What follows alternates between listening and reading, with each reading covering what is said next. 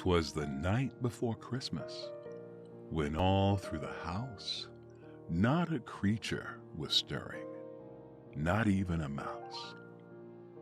The stockings were hung by the chimney with care, in hopes that St. Nicolas soon would be there.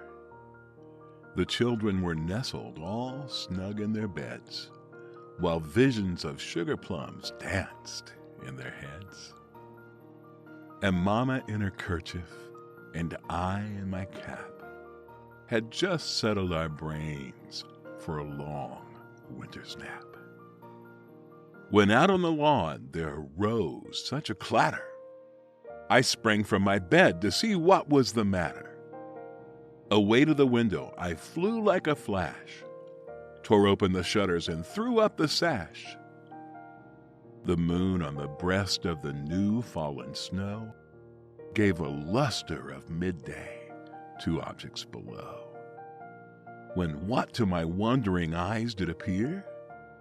But a miniature sleigh and 8 tiny reindeer. With a little old driver so lively and quick, I knew in a moment he must be Saint Nick. More rapid than eagles his coursers they came, and he whistled and shouted and called them by name.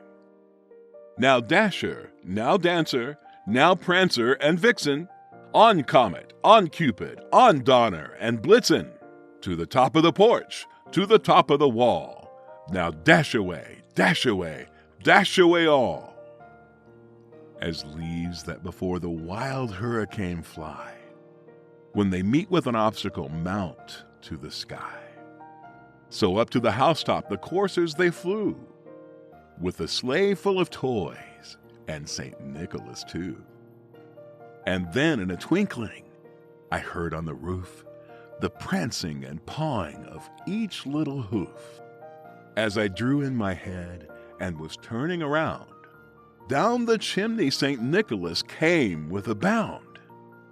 He was dressed all in fur, from his head to his foot, and his clothes were all tarnished with ashes and soot. A bundle of toys he had flung on his back, and he looked like a peddler just opening his pack. His eyes, how they twinkled! His dimples, how merry! His cheeks were like roses, his nose like a cherry. His droll little mouth was drawn up like a bow, and the beard on his chin was as white as the snow. The stump of a pipe he held tight in his teeth, and the smoke, it encircled his head like a wreath.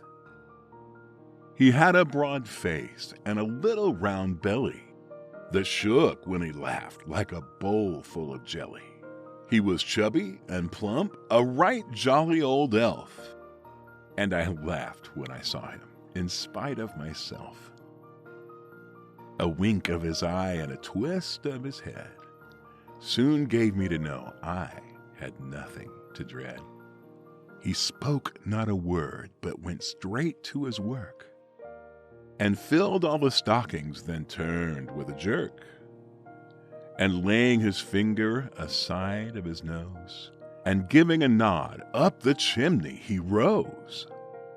He sprang to his sleigh, to his team gave a whistle, and away they all flew like the down of a thistle.